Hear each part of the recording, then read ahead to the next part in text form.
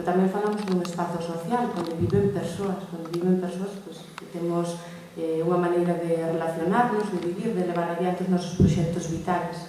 Tamén estamos falando de medio ambiente, de biodiversidade, estamos falando dunha cantidade grande de valores, tamén de cultura, de unha maneira de ver o mundo, de unha maneira de nomear as cousas, de identidade, esta identidade que falamos antes, pois tamén estamos falando disto. Pero estes valores non lle interesan en absoluto ao sistema. Este sistema de mercado, eso, eu nunca vin cuantificado, nin posto sobre a mesa canto vale eso. Normalmente, cando se fan diseños, se fan xustificacións económicas, pois eu escoito outros termos, escoito productividade, rendibilidade, cuantificación numéricamente da facturación de, pero hai outros valores, quero dicir, que tenen moito que ver co territorio que non aparecen en términos cuantitativos, non aparecen sinalados. Por lo tanto, o sistema non lle interesa. O sistema si lle interesa expandir o seu modelo, un modelo moi estándar de produtos de todo tipo, no sentido amplo, non só materiais, de produtos culturais, de produtos materiais, de bens e servizos, toda unha serie estandarizados, por un lado, para facer negocio, e aquí estamos ante, eu creo que unha nova perspectiva. Había certos consensos tamén sobre o que era o interese público, sobre o que eran os bens públicos, pero aquí tamén apareceu unha posibilidade de facer negocio. Entón, cando se deseña un ben público, se pretende chegar a unha zona da montaña con un centro educativo, unha cousa é ter en conta o interese público, o interese das persoas para manterse nese lugar, e outra cousa é miralo en sentido de eficacia, de esa rendibilidade económica pura e dura. Con esa rendibilidade seguramente non haxe ningún centro, pois non son Cádiz, nin no Caurel, nin en moitas vilas, nin comedores escolares, nin moitos servizos que a poboación consideramos básicos de primeira necesidade. Eu isto considero que é unha cuestión, un novo, non é o coñecido, é o que estamos indo a pasos acelerados hacia adiante. Ese interés público, ese interés, o que é ben común, está sendo sustituído por eficacia e nicho de negocio para que as empresas tamén poidan facer negocio aí. En canto ao diseño do territorio, pois a verdade é que me ven moi ben que xa todos estes mapas que figuraban anteriormente, onde se ve un eixo atlántico onde se concentra a maior parte da poboación, e un eixo totalmente diferenciado en canto a peso demográfico e en canto tamén a infraestructuras e a servicios. Pero con ese todo quero dar uns pequenos datos. O 88% do territorio é territorio considerado rural, onde hai unha densidade de menos de 150 habitantes por kilómetro. É un 88% do noso territorio. E se falamos de localidades que teñan menos de 1000 habitantes, estamos falando de máis dun 90% do territorio. Entón, moito do noso territorio non lle é interesante para nada manter servicios aí, ni manter boas condicións de vida, ni xenerar economía aí, porque non lle é interesante para esa economía da facturación e da rendibilidade e da productividade. Entón, está claro que non lles interesa. No caso galego, que está habendo toda unha serie de legislación, responden claramente a este modelo de país, a este modelo de xeración de negocio e de diseño de servicios con estas características. Pero é máis, eu creo que aparte deste criterio que é fundamental, é un modelo absolutamente neoliberal que nos separa en noutras consensos anteriores, é un modelo totalmente desgaleguizador, non rexeita totalmente calquera sinal de identidade. Eu penso que non é cuestión só de centralo, que tamén é un sinal moi evidente na lingua, por suposto que na lingua, pero en calquera outro sinal de identidade.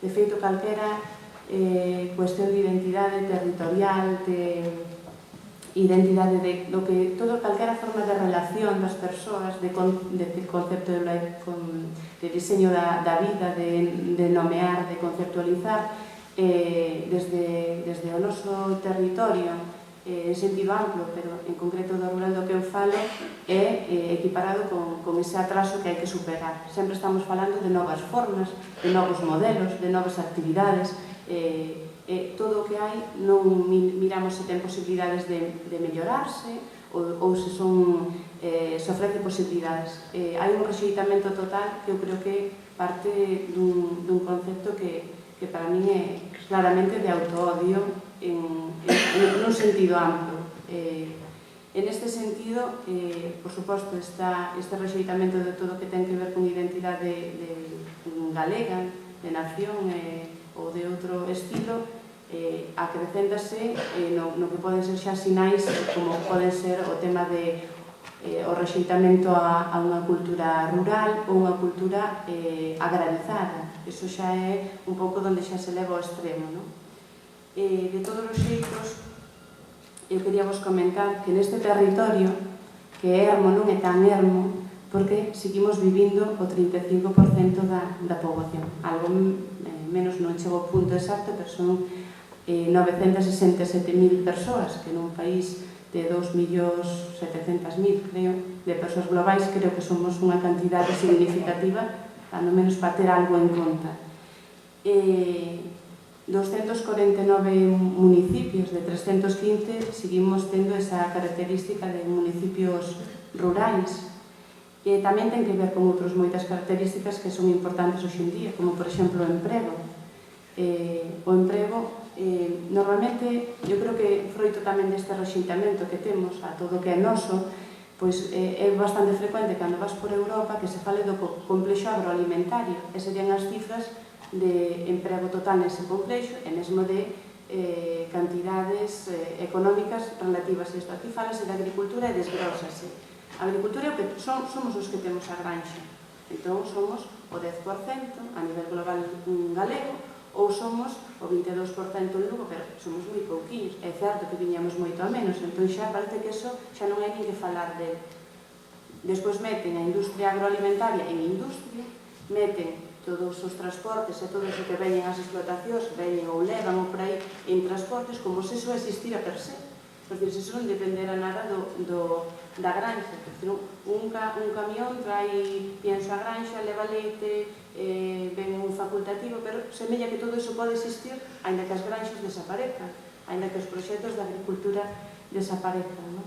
Entón, parecenos que estamos diseñando con unhas ideas que non deixen de ser un bluff feito desde o exterior do territorio. Eu teño moi claro que nós non temos intereses no territorio rural, as persoas que residimos no rural, pero penso que algo deberíamos contar, algo debe facerse desde nós tamén que queremos residir ali.